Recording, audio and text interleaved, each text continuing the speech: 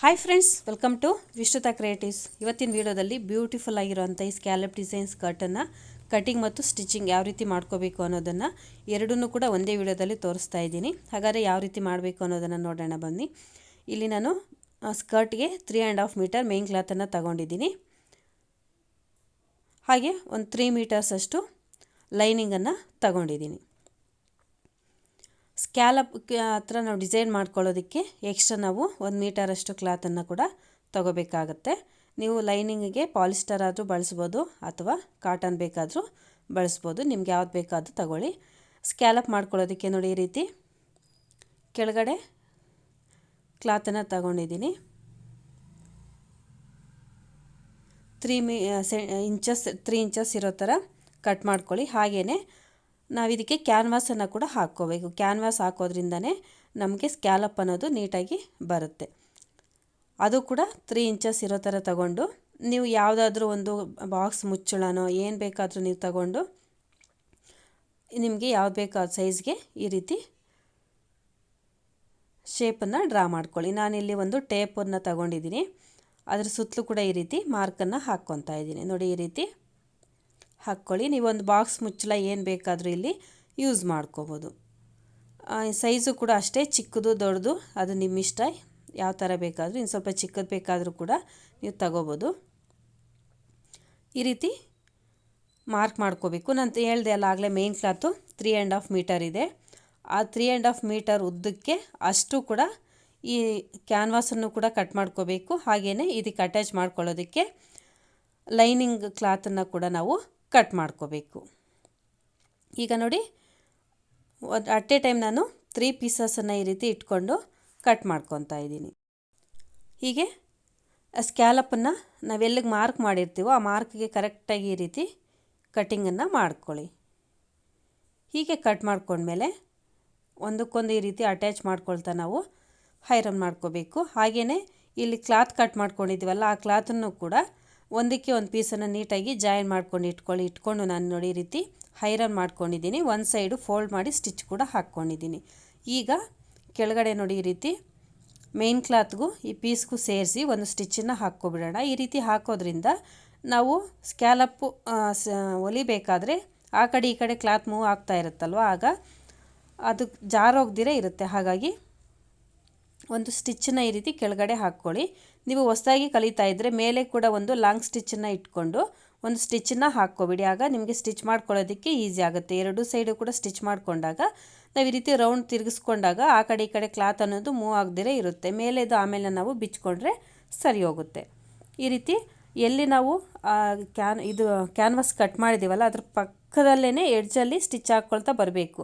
Canvas ಬಿಟ್ಟು ಜಾಸ್ತಿ ದೂರನೂ ಹೋಗಬಾರ್ದು, ಕ್ಯಾನ್ವಾಸ್ ಮೇಲೆಗೂ ಸ್ಟಿಚ್ ಬರಬಾರ್ದು. ಬೇಕಾದರೆ ಕ್ಯಾನ್ವಾಸ್ ಎಡ್ಜಲ್ಲಿ ಬೇಕಾದರೆ ನೀವು ಸ್ಟಿಚ್ ಹಾಕ್ಕೊಳ್ತಾ ಬನ್ನಿ.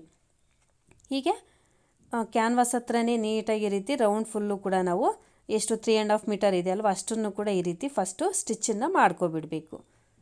ಹೀಗೆ ಸ್ಟಿಚ್ ಮಾಡ್ಕೊಂಡ್ಮೇಲೆ ನಂತರ ಎಡ್ಜಸನ್ನು ಕಟ್ ಮಾಡ್ಕೊಳ್ತಾ ಹೋಗ್ಬೇಕು. ಎಕ್ಸ್ಟ್ರಾ ಕ್ಲಾತ್ ಇದೆಯಲ್ವ, ಅದನ್ನು ಒಂದು 1/2 ಇಂಚ್ ಮಾರ್ಜಿನ್ ಬಿಟ್ಟು ಈ ರೀತಿ ಕಟ್ಟಿಂಗನ್ನು ಮಾಡ್ಕೊಳ್ಳಿ. ಕಂಪಲ್ಸರಿ ನೀವು 1/2 ಇಂಚ್ ಅಥವಾ 1/4 ಇಂಚಷ್ಟು ಮಾರ್ಜಿನ್ನ ಬಿಡಬೇಕಾಗತ್ತೆ.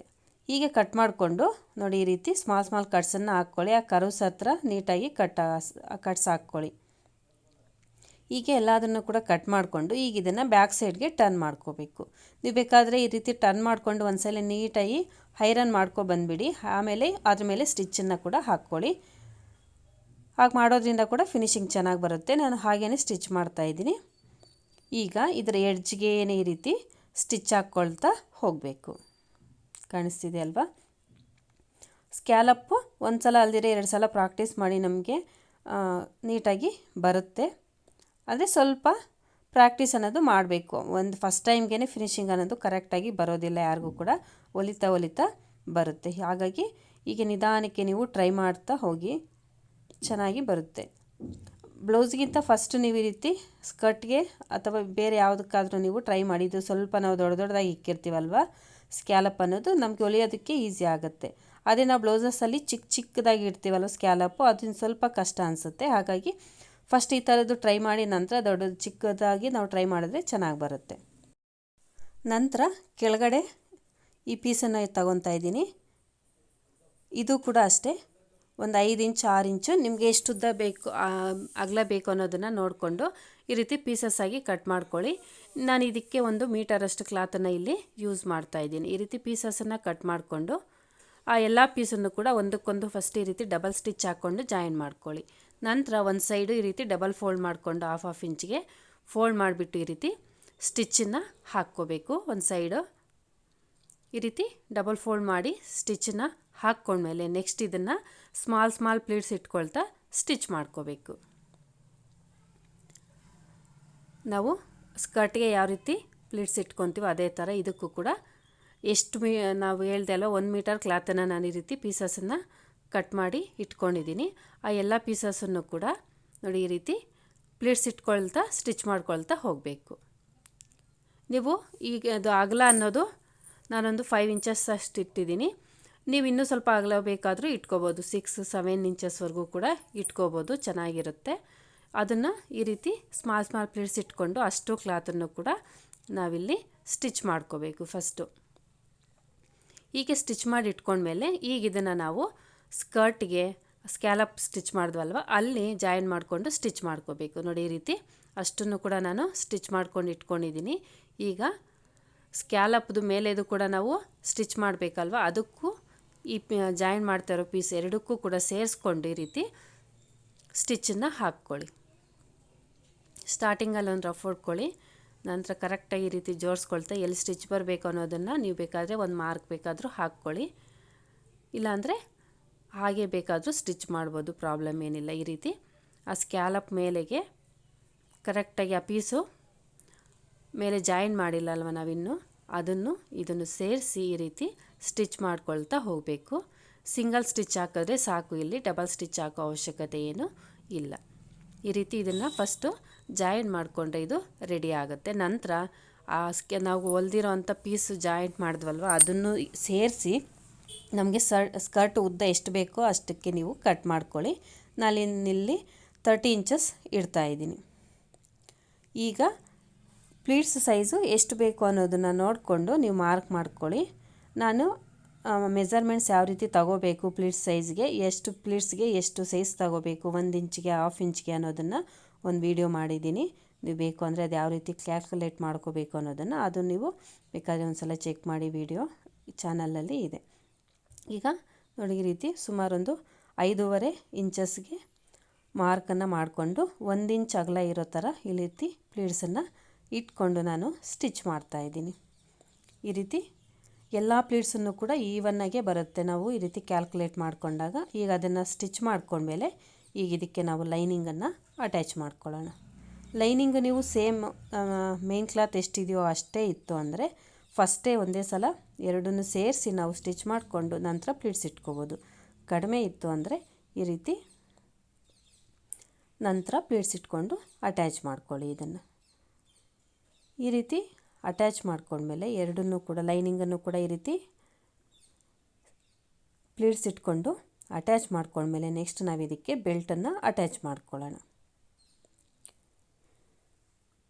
ಈ ರೀತಿ ಬೆಲ್ಟನ್ನು ಈಗ ಅಟ್ಯಾಚ್ ಮಾಡ್ಕೊಳ್ಳೋಣ. ಬೆಲ್ಟ್ ಅಗಲ ಬಂದುಬಿಟ್ಟು 2 ಇಂಚ್ ಅಥವಾ 2.5ವರೆಗೂ ಕೂಡ ನೀವು ಇಟ್ಕೋಬೋದು. ನಾನಿಲ್ಲಿ 2 ಇಂಚ್ ಮಾತ್ರ ಇಡ್ತಾಯಿದ್ದೀನಿ. ನೋಡಿ ಈ ರೀತಿ ಮೇನ್ ಕ್ಲಾತು ಲೈನ್ ಎರಡು ಕೂಡ ಜಾಯಿನ್ ಮಾಡಿ ಇಟ್ಕೊಂಡಿದ್ದೀನಿ. ಒಂದು ಸೈಡು ಅರ್ಧ ಇಂಚಿಗೆ ಫೋಲ್ಡ್ ಮಾಡಿಕೊಂಡು ಸ್ಟಿಚ್ಚನ್ನು ಹಾಕ್ಕೊಂಡಿದ್ದೀನಿ. ಈ ರೀತಿ ಜಾಯಿನ್ ಮಾಡ್ಕೊಂಡ್ಮೇಲೆ ಈಗ ಇದನ್ನು ನಾವು ಸ್ಕರ್ಟ್ಗೆ ಅಟ್ಯಾಚ್ ಮಾಡ್ಕೊಳ್ಳೋಣ.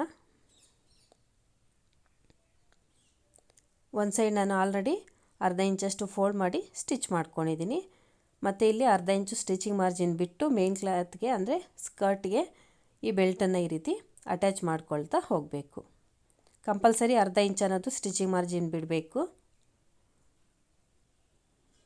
ಈ ರೀತಿ ಜಾಯಿನ್ ಮಾಡ್ಕೊಳ್ತಾ ಹೋಗಿ.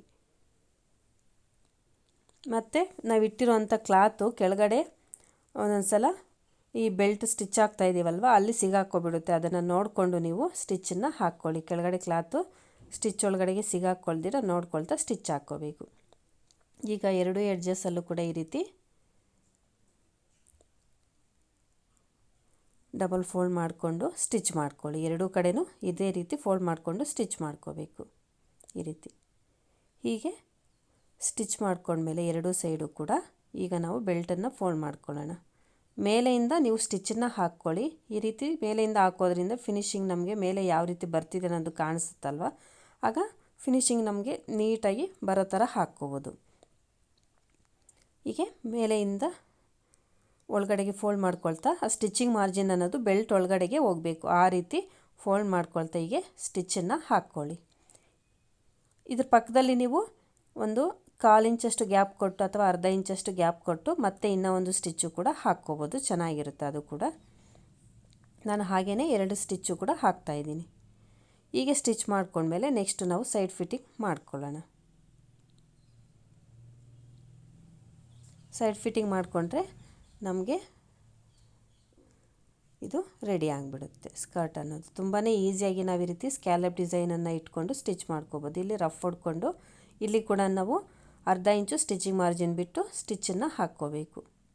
ಹೀಗೆ ಸ್ಟಿಚ್ ಹಾಕ್ಕೊಂಡ್ರೆ ಸ್ಕರ್ಟ್ ಅನ್ನೋದು ರೆಡಿ ಆಗುತ್ತೆ. ತುಂಬಾ ಈಸಿಯಾಗಿ ನಾವು ಈ ಸ್ಕರ್ಟನ್ನು ಸ್ಕ್ಯಾಲಪ್ ಡಿಸೈನ್ ಇಟ್ಕೊಂಡು ಸ್ಟಿಚ್ ಮಾಡ್ಕೋಬೋದು. ನೀವು ಕೂಡ ಟ್ರೈ ಮಾಡಿ, ತುಂಬಾ ಚೆನ್ನಾಗಿರುತ್ತೆ. ಇಲ್ಲಿ ಕೂಡ ನೀವು ಡಬಲ್ ಸ್ಟಿಚ್ಚನ್ನು ಹಾಕ್ಕೊಂಡು ಸ್ಟಿಚ್ ಮಾಡ್ಕೊಳ್ಳಿ, ಸಿಂಗಲ್ ಸ್ಟಿಚ್ ಹಾಕಿ ಬಿಡಬಾರ್ದು. ಓಕೆ ಫ್ರೆಂಡ್ಸ್, ಇವತ್ತಿನ ಈ ವಿಡಿಯೋ ನಿಮ್ಗೆ ಇಷ್ಟ ಆಗಿದೆ, ಪ್ಲೀಸ್ ಲೈಕ್ ಮಾಡಿ, ಶೇರ್ ಮಾಡಿ. ಯಾರಾದರೂ ನನ್ನ ಚಾನಲ್ನ ಹೊಸದಾಗಿ ನೋಡ್ತಾ ಇದ್ದರೆ ಸಬ್ಸ್ಕ್ರೈಬ್ ಮಾಡ್ಕೊಂಡು ನೋಡಿ. ನೆಕ್ಸ್ಟ್ ವಿಡಿಯೋದಲ್ಲಿ ನಾನು ಇದರ ಟಾಪನ್ನು ಯಾವ ರೀತಿ ಕಟ್ಟಿಂಗ್ ಮತ್ತು ಸ್ಟಿಚಿಂಗ್ ಮಾಡ್ಕೋಬೇಕು ಅನ್ನೋದನ್ನು ತೋರಿಸ್ತೀನಿ. ಓಕೆ ಫ್ರೆಂಡ್ಸ್, ನೆಕ್ಸ್ಟ್ ವಿಡಿಯೋದಲ್ಲಿ ಮತ್ತೆ ಸಿಗೋಣ. ಹಾಗಾದರೆ ಬಾಯ್.